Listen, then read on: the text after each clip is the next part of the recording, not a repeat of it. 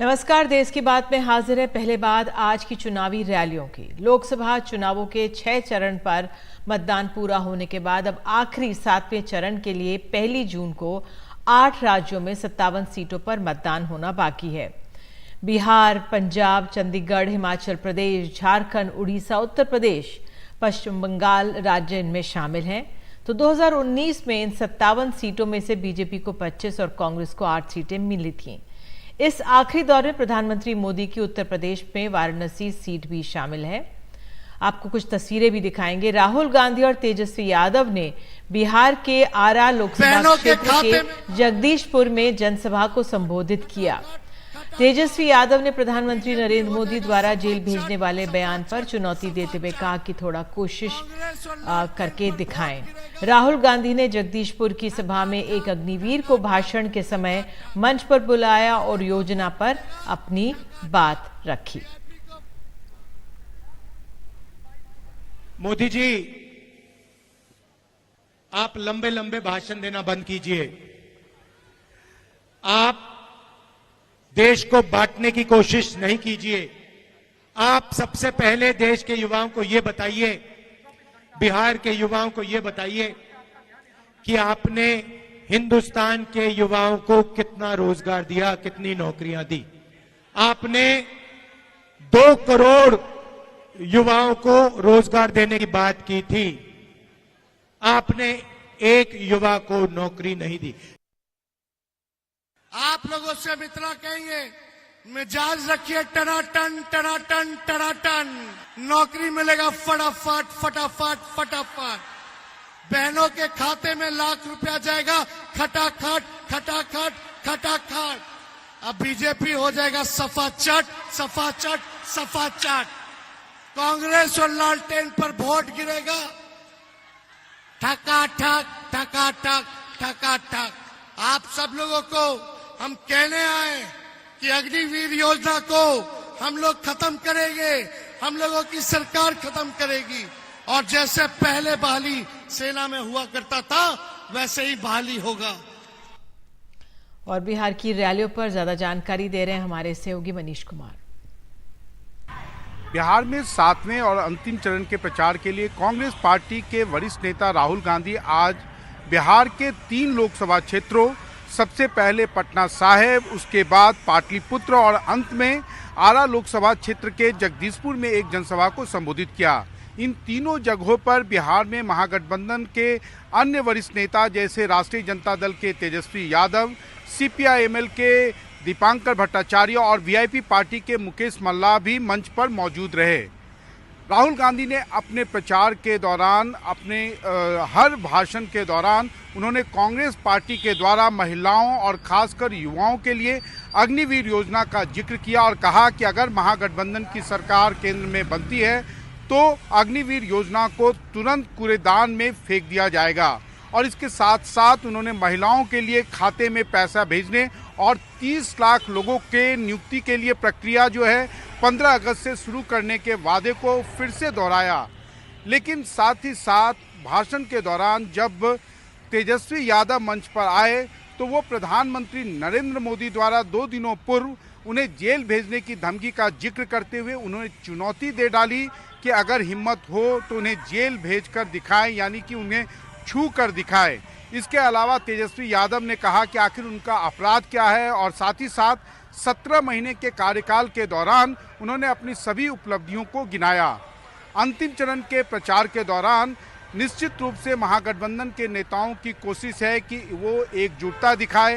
राहुल गांधी के पूरे बिहार के 40 लोकसभा क्षेत्रों में ये दूसरी बार उन्होंने कुल मिलाकर 4 लोकसभा क्षेत्रों में उन्होंने प्रचार किया है और माना जा रहा है कि अंतिम चरण के 8 लोकसभा क्षेत्रों में निश्चित रूप से महागठबंधन को लगता है कि उसके पास अगर वो एकजुटता दिखाए तो उसका निश्चित रूप से असर मतदाताओं के ऊपर होगा।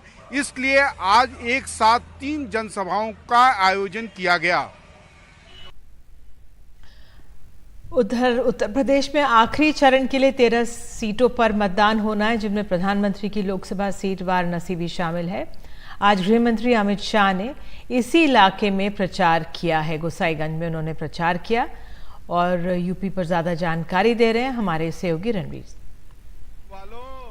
लोकसभा चुनाव के अंतिम चरण में उत्तर प्रदेश की 13 सीटों पर मतदान होना है। ये सभी 13 सीटें यूपी के पूर्वांचल हिस्से में आती हैं। इन 13 में 2 सीटें बेहद खास हैं, जिसमें एक है वाराणसी, जहां से पीएम मोदी खुद चुनाव लड़ रहे हैं, और दूसरी है गोरखपुर, जो कि मुख्यमंत्री योगी आदित्यनाथ की कर्मभूमि है। और इन 13 सीटों पर जो लड़ाई है उसको लेकर सत्ता पक्ष और विपक्ष दोनों ने जोर आजमाइश की बिल्कुल इंतहा कर दी है। इसकी वजह यह है कि खुद प्रधानमंत्री नरेंद्र मोदी 26 मई को 3 अलग अलग सभाएं करने पहुंचे। आज यानी 27 मई को गृह मंत्री अमित शाह से लेकर मुख्यमंत्री योगी आदित्यनाथ और बीजेपी के तमाम बड़े नेता अलग अलग शहरों में रैलियां कर रहे हैं। ऑपोजिशन की बात करें तो अखिलेश यादव और राहुल गांधी संयुक्त जनसभाएं करने वाले हैं, और दूसरा प्रियंका गांधी और डिंपल यादव भी यहां पर चुनाव प्रचार करने अलग अलग सीटों पर जा रही हैं। यानी कि हर राजनीतिक दल इस कोशिश में है कि पूर्वांचल की लड़ाई को जीता जाए, और इस वजह से चुनाव प्रचार खत्म होने से पहले पूर्वांचल में नेताओं का जमावड़ा देखा जा रहा है। कैमरा पर्सन राजेश गुप्ता के साथ रणवीर, एनडीटीवी इंडिया के लिए। और प्रधानमंत्री मोदी ने कहा है कि भारत के लोग भ्रष्टाचार से तंग आ चुके हैं। उन्होंने आईएनएस के साथ खास बातचीत में कहा कि भ्रष्टाचार दीमक की तरह देश की सारी व्यवस्थाओं को खोखला कर रहा है। भारत के लोग भ्रष्टाचार से तंग आ चुके हैं। दीमक की तरह भ्रष्टाचार देश की सारी व्यवस्थाओं को खोखला कर रहा है।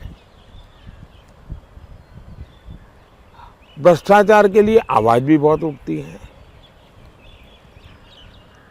जब मैं 2013-14 में चुनाव के समय भाषण करता था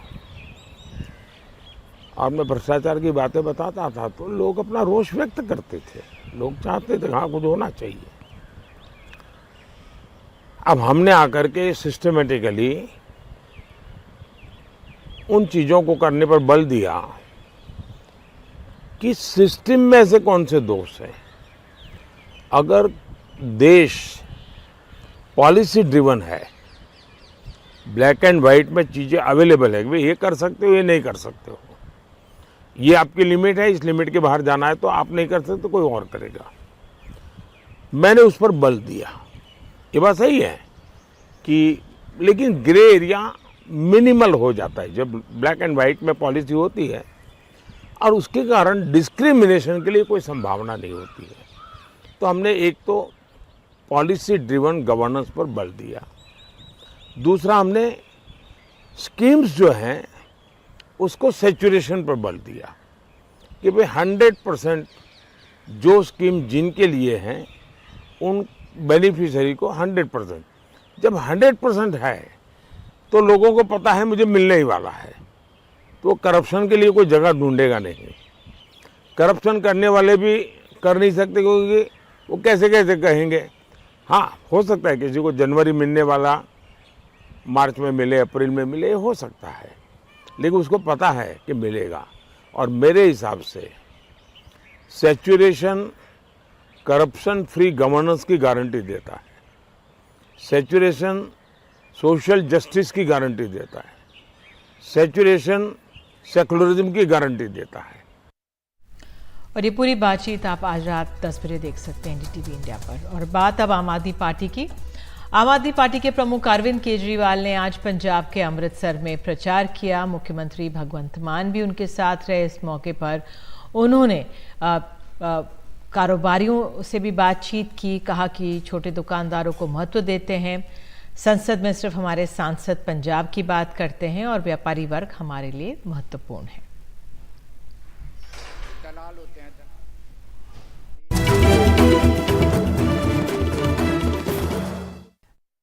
आजकल मौसम गर्मी का ना होकर आग बरसने जैसा लग रहा है। पारा कहीं कहीं तो 50 डिग्री पार कर रहा है। ये तस्वीरें आपको अब दिखा रहे हैं राजस्थान के जैसलमेर की, जहां आसमान से बरसती गर्मी और लू के बीच हम देख सकते हैं बीएसएफ के जो जवान हैं उनका काम नहीं रुकता। सीमा पर कटीले तारों के करीब उनकी गश्त जारी है। राजस्थान ही नहीं, दिल्ली, पंजाब, हरियाणा, पश्चिम उत्तर प्रदेश, मध्य प्रदेश, सभी राज्यों में जबरदस्त गर्मी पड़ रही है। इन इलाकों में कई जगह रेड अलर्ट जारी किया गया है। गर्मियों में लोग जिस हिमाचल प्रदेश में हिल स्टेशंस पर राहत के लिए जाते हैं, वहाँ गर्मी ने 10 साल का रिकॉर्ड तोड़ दिया है। लेकिन राहत की बात यह है कि मौसम विभाग कह रहा है कि मानसून के अगले 5 दिनों के भीतर केरल पहुंचने के आसार हैं और इस बार सामान्य से ज़्यादा बारिश का भी अनुमान है। 30 मई तक हीट वेव भी कम हो सकती है। और अब बात तूफान की। चक्रवाती तूफान रेमल बांग्लादेश के तट पर टकरा गया, जिसका पश्चिम बंगाल और असम समेत कुछ इलाकों में असर दिखा।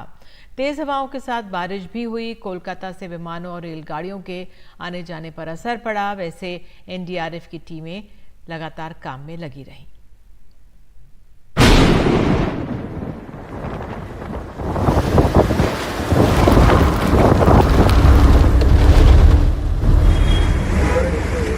सोमवार को कोलकाता की तमाम सड़कें तालाब की तरह नजर आती रही। तेज हवाएं चली, बारिश हुई, जगह जगह पानी भरा था, लेकिन रोजमर्रा की जिंदगी चलती रही।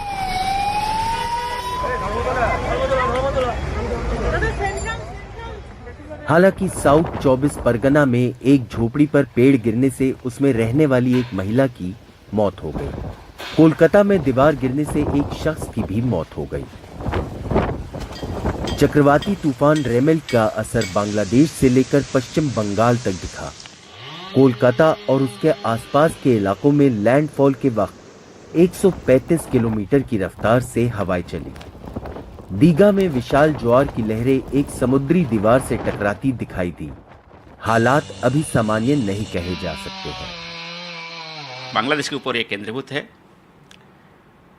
मोंगला से लगभग 65 किलोमीटर्स नॉर्थ वेस्ट दिशा पे केंद्रीभूत है। ढाका से लगभग 150 किलोमीटर और कोलकाता से लगभग 110 किलोमीटर नॉर्थ ईस्ट में केंद्रीभूत है। और ये धीरे धीरे उत्तर पूर्व दिशा में गति करेगा, यानी वेस्ट बंगाल से दूर होते हुए आसाम मेघालय की तरफ बढ़ेगा। तूफान से पहले पश्चिम बंगाल के दक्षिण परगना जिले के सुंदरबन, सागर द्वीप समेत तटीय इलाकों से 1 लाख से ज्यादा लोगों को सुरक्षित जगहों पर पहुंचाया गया। राहत और बचाव का काम एनडीआरएफ की टीमों ने हमेशा की तरह संभाल रखा है। प्रशासन की प्राथमिकता बिजली सेवा बहाल करने की है, क्योंकि कई जगहों पर पेड़ बिजली के तारों पर गिर पड़े हैं। हमें जहाँ भी सूचना मिली कि कहीं भी जो है रोड ब्लॉक्स है, तो हमने रोड ब्लॉक को क्लियर किया। इलेक्ट्रिसिटी के ऊपर पेड़ गिरा हुआ है, तो उस इलेक्ट्रिसिटी के वायर को पेड़ से फ्री कराया। और साथ ही साथ जो कच्चे घर थे वहाँ पर जो है हमें संभावना थी, तो उन लोगों को एवैक्यूएट करने के लिए कहा। त्रिपुरा के भी कुछ इलाकों में बारिश हुई, हवाएं चली, लेकिन पेड़ों पर लगे आम गिरे नहीं। इससे साफ है कि नुकसान ज्यादा नहीं हुआ, या फिर कुछ वक्त के बाद ही इसका अंदाजा लग सकेगा। बकहाली दक्षिण 24 परगना के ज़िले में ज़्यादा प्रभाव दिखाई दिया साइक्लोन रेमाल का, जिसका लैंडफॉल कल रात को हुआ। लेकिन अब जैसे जैसे मौसम थोड़ा बेहतर हो रहा है, लोग अपने घर वापस जा रहे हैं। यहाँ पे जो आप देख सकते हैं, ये इमारत साइक्लोन शेल्टर है। यहाँ पे ऐसे साइक्लोन्स के समय लोगों को जो कच्चे घर में रहते हैं उनको रहने का बंदोबस्त किया जाता है, और पूरी तरीके से जो साइक्लोन का इफेक्ट है उसे कम करने के लिए इस तरीके का बंदोबस्त इन इलाकाओं में है। और यही तैयारी शायद लोगों को जान बचाने में काम आते हैं। कैमरा पर्सन अनिरुद्ध त्रिपाठी के साथ बकहाली दक्षिण 24 परगना पश्चिम बंगाल से सौरभ गुप्ता, एनडीटीवी इंडिया।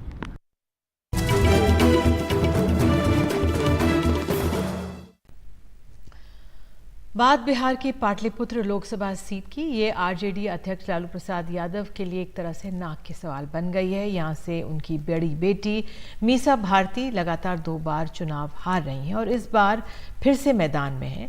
वैसे इस सीट से जीत की हैट्रिक लगाने की कोशिश में है बीजेपी के रामकृपाल यादव। हमारे सहयोगी प्रभाकर कुमार की ग्राउंड रिपोर्ट देखिए।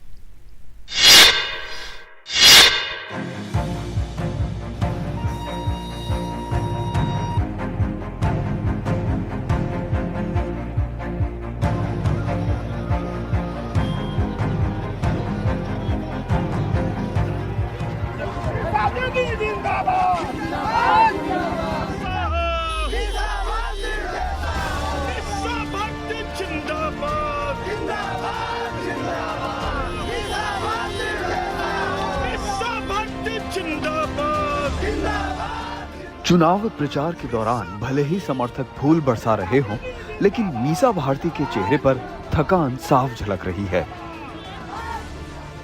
वो कहती हैं कि बीते 1 महीने से दिन में 3 से 4 घंटे ही सो पा रही हैं।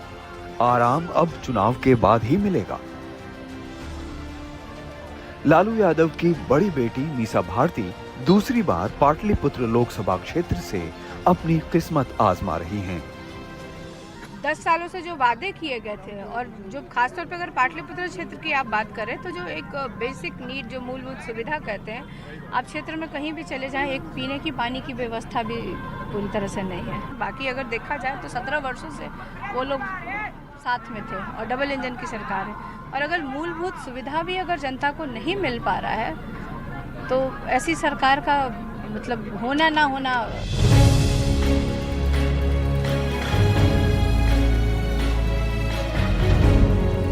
हालांकि पाटलिपुत्रा लोकसभा सीट में कोई ऐसी विशेष बात नहीं है कि इसकी अलग से चर्चा की जाए, सिवाय एक बात के कि यहाँ से दूसरी बार मैदान में उतरी हैं लालू प्रसाद यादव की बड़ी बिटिया मीसा भारती, और सीधी टक्कर दे रही हैं अपने चाचा यानी कि अपने पिता के पुराने मित्र और पूर्व केंद्रीय मंत्री रामकृपाल यादव को।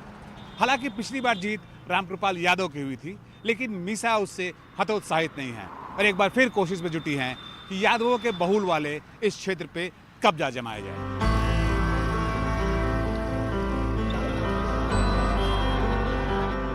इस सीट पर पहली बार उन्हें हार का सामना करना पड़ा था, लेकिन इस बार उनको विश्वास है कि बेरोजगार युवाओं की फौज और मोदी से नाराज युवा शक्ति उनका बेड़ा पार करेगी।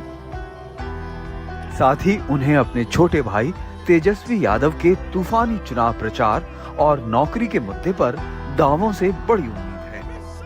पाटलिपुत्र लोकसभा सीट पर मीसा भारती के सामने हैं बीजेपी के दिग्गज और पूर्व केंद्रीय मंत्री रामकृपाल यादव।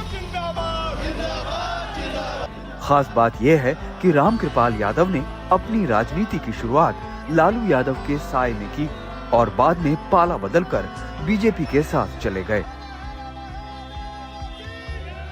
ये भगवान, मंदिर, मस्जिद, ये कोई मुद्दा नहीं है। मुद्दा इस देश में 2 ही मुद्दे हैं, बेरोजगारी और महंगाई। इसके अलावा और कोई मुद्दा नहीं है। अगर इन्होंने 10 वर्षों तक काम किया होता तो इनको क्या आवश्यकता पड़ती कि 1.5 किलोमीटर आके रोड शो कर रहे हैं, 2 रातें बिहार में बितानी पड़ी। मुझे तो मतलब लगता है कि पहले प्रधानमंत्री होंगे कि अब उनके दल के जितने भी भाजपा के नेता हैं, कहीं प्रधानमंत्री जी को BLO ना बना दें, घर घर पर्ची बांटते भी नजर आएंगे इस देश के प्रधानमंत्री।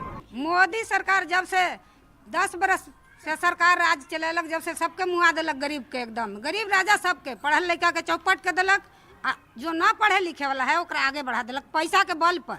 भ्रष्टाचार के खिलाफ हम लोग लड़ रहे हैं, अन्याय के खिलाफ लड़ रहे हैं, कुशासन के खिलाफ लड़ रहे हैं, ये अव्यवस्था के खिलाफ लड़ रहे हैं, और यही भारतीय जनता पार्टी और NDA का लड़ाई है। आप किस कुशासन और व्यवस्था की बात कर रहे हैं? आपके केंद्र में भी आप ही की सरकार है, राज्य में भी आप ही की सरकार है। तो कुशासन उस समय का जब 15 साल का शासन था, तो कहाँ विकास हुआ, कहाँ लॉ संभलता था। हालांकि रामकृपाल यादव अपने प्रचार के दौरान मीसा भारती के खिलाफ तल्ख नहीं होते। कहते हैं कि मीसा बेटी की तरह है और वो उनके चाचा हैं, इसीलिए चुनाव को छोड़कर हर जगह उनका आशीर्वाद मीसा के साथ रहेगा।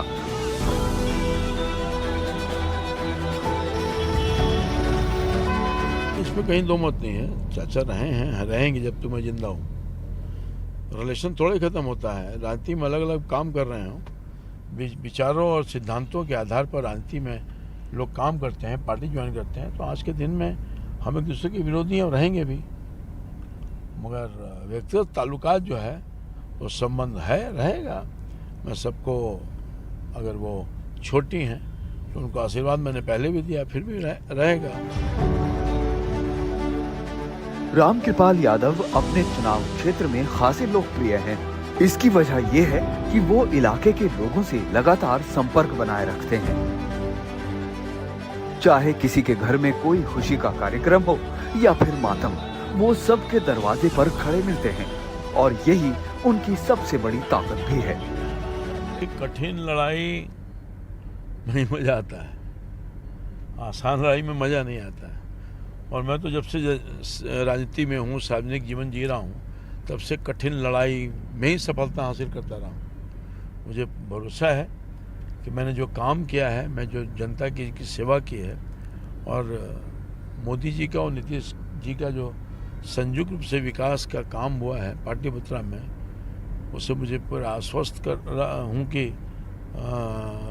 इस बार भी पूरा मुझे सेवा का मौका हमारे क्षेत्र की जनता, पाटलिपुत्रा की जनता को देगी। और हमारा चुनाव कार्यकर्ता लड़ता है, जनता लड़ता है, हम थोड़ी लड़ते हैं। रामकृपाल यादव मानते हैं कि चुनाव में उनका मुकाबला मीसा भारती से कम और लालू यादव से ज्यादा है। लालू यादव ने भी पाटलिपुत्र में अपनी पूरी ताकत झोंक दी। आखिर मामला उनकी बेटी के राजनीतिक भविष्य का जो है। प्रधानमंत्री जी कब जो वादे किए थे बिहार के साथ कि विशेष राज्य का दर्जा मिलेगा, स्पेशल पैकेज मिलना था, बिहार में जो एक बड़ी समस्या थी बेरोजगारी, पलायन, उसके लिए फैक्ट्रियां वो लोग लगाने वाले थे। तो कोई भी एक काम बिहार सबसे ज़्यादा अगर देखा जाए इस देश में, अगर प्रधानमंत्री जी ने ठगने का काम किया तो वो हमारे बिहार राज्य को। बिहार ऐसा राज्य है कि 40 लोकसभा सीटों में से भारी संख्या में 39 सीटें जिता के हमेशा देने का काम किया है बिहार की जनता ने बीजेपी को, एनडीए गठबंधन को। लेकिन फिर भी बिहार के डेवलपमेंट और उसके अधिकार के लिए वो लोग कोई आवाज़ नहीं उठाते हैं।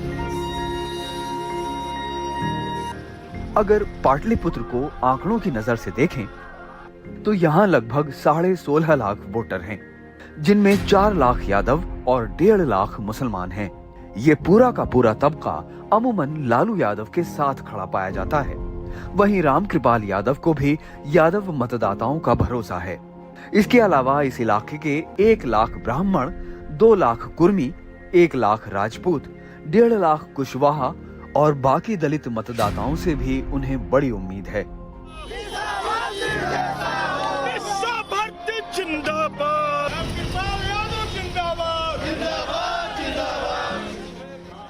दोनों ही दिग्गज उम्मीदवार एक दूसरे के परंपरागत वोटों में सेंध लगाने की जुगत में भी हैं। मीसा भारती ये उम्मीद कर रही हैं कि उनके पिता की राजनीतिक कमाई उनके काम आएगी। वहीं रामकृपाल यादव अपने विकास के काम गिना रहे हैं, लेकिन उनका सबसे बड़ा भरोसा प्रधानमंत्री नरेंद्र मोदी का नाम है। जो 10 वर्षों से नरेंद्र मोदी जी ने जितने भी वादे किए देश की जनता के साथ, एक भी वादा उन्होंने पूरा नहीं किया। वहीं आप देखिए बिहार में तेजस्वी ने जो वादा किया, जो इस देश के इतिहास में जो काम नहीं हुआ, 17 महीनों में उसने 5 लाख नौकरी दे करके, सरकारी नौकरी दे करके दिखाया है। एनडीए का वोट बैंक बहुत बड़ा है और उस वोट बैंक के सामने जो जातीय समीकरण है उसमें हर स्तर पर बड़ा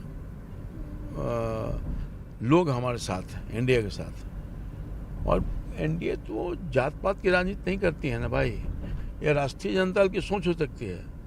मोदी जी और नीतीश कुमार जी सबके लिए काम किया है ना। पाटलिपुत्रा की लड़ाई बहुत ही दिलचस्प होती है और इस पर सारे देश की निगाहें होती हैं। कारण यहाँ लालू परिवार की राजनीतिक साख दांव पे होती है। वहीं दूसरी ओर भाजपा भी इस लड़ाई को बहुत ही शिद्दत से लड़ती है। लालू परिवार के किसी एक सदस्य को हराना केवल एक सीट की विजय नहीं मानी जाती, बल्कि सांकेतिक तौर पे यह उससे कहीं ज्यादा असर डालती है। पाटलिपुत्रा से प्रभाकर कुमार, एनडीटीवी। क्या 400 पार के नारे से लोकसभा चुनाव में बीजेपी को नुकसान होगा? इस मुद्दे पर एनडीटीवी के खास कार्यक्रम बैटल ग्राउंड में अहम चर्चा हुई। वरिष्ठ पत्रकार नीरजा चौधरी और सीएसडीएस के प्रोफेसर संजय कुमार से बातचीत की हमारे editor in chief Sanjay Pugalia ने। एक चीज जो मुझे लगी है और उसको मैं पकड़ नहीं पाई हूँ संजय, पर है वहाँ, वो है कि 400 पार का जो नारा था उससे कुछ घबराहट आई कुछ तबकों में, दलित में आई और वो दलित टोलों तक गांव में पहुंचा। ये मैंने देखा महाराष्ट्र में, राजस्थान में, उत्तर प्रदेश में कि ये हमारा आरक्षण चला जाएगा। वो गांव गांव तक पहुंच गई है। बात सही गलत वो अलग चीज़ है। राजपूत उत्तर प्रदेश में बैठ गया है क्योंकि उनको लगता है योगी आदित्यनाथ को शायद हटा दिया जाए लोकसभा चुनाव के बाद, तो ये एक फैक्टर बन गया है। और जो इंटेलिजेंसिया है, मिडिल क्लास है, उसको लगता है कि ज़्यादा तो नहीं हो रहा, इस बहुत ज़्यादा तो नहीं हो रहा, थोड़ा अंकुश लगाया जाए पावर के ऊपर, आना चाहिए इनको। बट इस तरह 400 पार मतलब 1 पार्टी रूल तो नहीं हो रहा है। और काडर जो था वो घर बैठ गया, 400 तो आ ही रहा है, हमें काम करने की ज़रूरत नहीं है।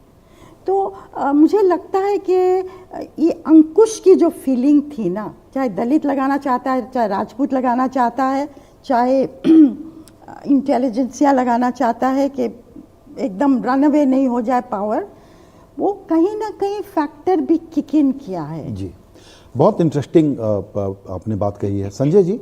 ये जो फैक्टर्स नीरजा जी ने बताए हैं, क्या वो are they decisive enough factor for a voter to change his or her mind? देखिए, मुझे लगता है कि अगर 14 और 19 के चुनाव को देखें तो उसमें जो हम कहते हैं लेट डिसाइडर, जो आखिरी दिनों में मन बनाते हैं, उनकी संख्या कम थी।